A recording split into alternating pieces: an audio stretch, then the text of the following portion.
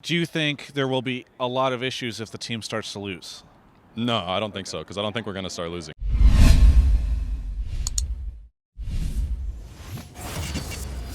Well, we are officially halfway done with the split, and Echo Fox has only dropped one game so far. I'm right here with Inero, with coverage brought to you by OmniSlash to talk about his role in coaching the team. So first off, Inero, a lot of people probably don't know much about you because you have not been the most public figure previously, especially as a coach. Yeah. Can you talk to me a little bit about where you come from, how you ended up in this, like what your history is? I mean, a few people know about my history, I guess. It's not the greatest. I mean, I was on Dream Team, contract issues, Tainted Minds, and then I ended up at Echo Fox helping the Challenger team for a bit, and just kind of randomly turned into me working for the LCS team because the spot opened up. Yeah. And so now you're helping out the team. How much of the team's success, and this is a very forward question, but how much of the team's success do you think is coming from you? Because right now you guys are looking, like one of the best teams in the LCS. How much of an impact do you think you're having on the team, and where do you think you're having that impact? Yeah, so I'm not going to steal all the credit for it at all. The players that we picked up, we honestly just kind of got for a steal. All 5 players are just good as shit, man. They're so good, they're so smart, and they all actually care about winning, which is the biggest thing. So, I mean, I think as long as there was someone here that could keep them all in line, the team would be the same no matter what. So I'm not going to steal all the credit for that. They're all just good as fuck. I'm just making sure they're all on the same page, really. So is that what you're here for, to keep them all in line? Or that's what I mean. It's where are you adding the value? Because some coaches bring a ton to pick and ban. Other coaches are actually it's more the players themselves that are doing pick and ban. I'm here to make sure that they can all talk to each other without getting angry. There's a bunch of different iterations. So where do you see yourself adding the value? I mean, pick and ban's a pretty huge thing. Me and ThinkHard both do a lot with that. On stage, I just have a full sheet of 12 different scenarios we've been through. We spend the whole week talking about it. Every discussion we have between games is centered on pick and ban towards the end, so we're all aware of it. But I mean, it's a mix of both outside of it too. Of course, this team outside of game, everyone's waiting for the blow up still. We lose a scrim game, everybody's mad as fuck, man. They're gonna be pissed off at each other. It happens all the time, and I'm just there to kind of make sure everyone's in line with that too. Yeah. I just do a bit of everything, but pick ban's pretty big. So then, are you holding the explosion in? Because my assumption was that this whole narrative of this team is going to explode is kind of outdated. By week 3, week 4, things started to look okay, and so but you're mentioning after scrims people are angry. Yeah. So is this? Are you the guy that's keeping it all from exploding? I mean, not really. I want them to be angry. Really? If they lose a scrim and they're not mad, what the fuck, dude? That sucks, right? I think the toxicity thing is kind of some BS that NA just has in general. Every other sport, you're going to lose a game, everybody in the locker room is going to be pissed off. Everyone's going to be upset that they just lost because no one wants to lose. Yeah. And it seems to be kind of a common trend that some people will just be okay with it. It's good if a team isn't having these internal conflicts afterwards. And obviously I don't want the players beating each other up after the scrims or hating each other, but when they come out of the game, they're going to be pissed off they lost, and then we just talk about what happened and we fix it.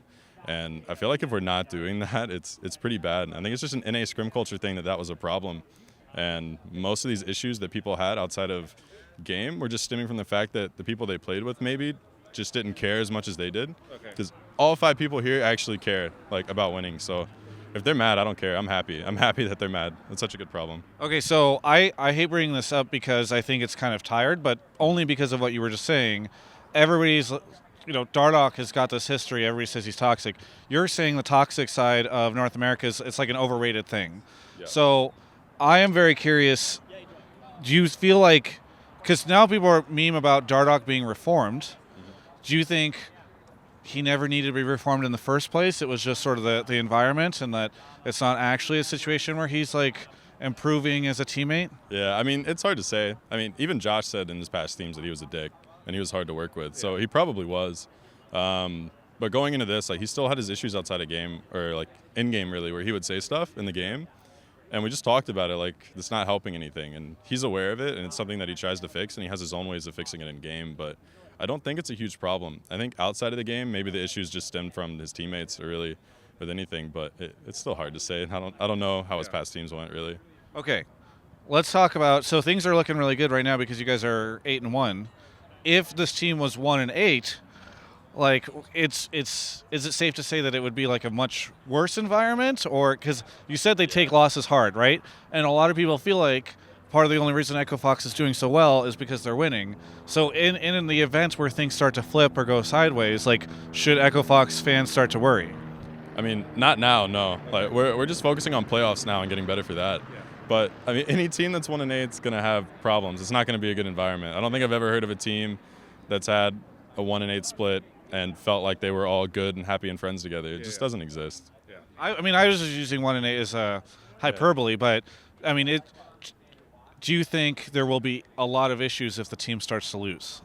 No, I don't think so, because I don't think we're going to start losing, really, honestly. Well, okay. Well, you can't answer it that way. You're like, you can't. If I ask you a question about if things go bad if they start losing, you can't be like, does it even matter? They're not going to lose. I mean, I guess you can, but in a crazy world, right, where something starts to happen, the Riot designers all collude to create a meta that is just as bad as it could possibly get for Echo Fox. All odds are against you. You start dropping games.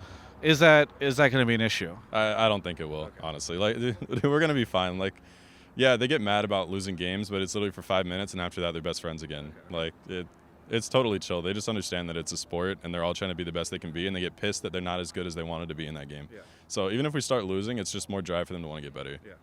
All right, and then I kind of wrap this up with, are you guys the best team in the NA LCS right now?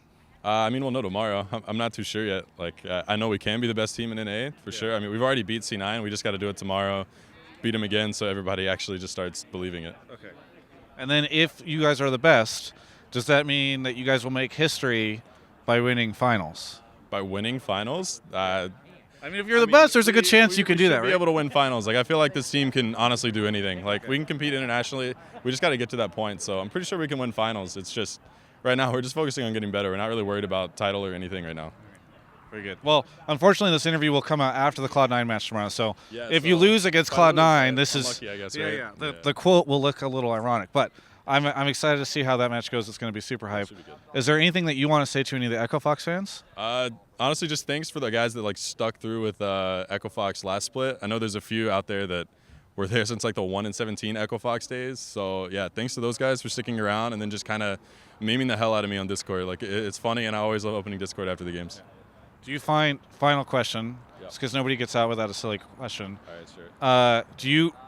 The chest hair, does that allow the team to respect you more? Like, does that allow you to establish your maturity over them? I'm just asserting my dominance, you know. Okay. I honestly, I lost my tie, and I haven't gone out and bought one. Okay. So I just felt like it looked stupid if I buttoned it up another one. I don't know. Okay. Just rolling with it. It's good. I like it. Well, thank you so much for the interview. Really appreciate it. For everyone else, you can check out the rest of my coverage of all things esports right here on my YouTube channel.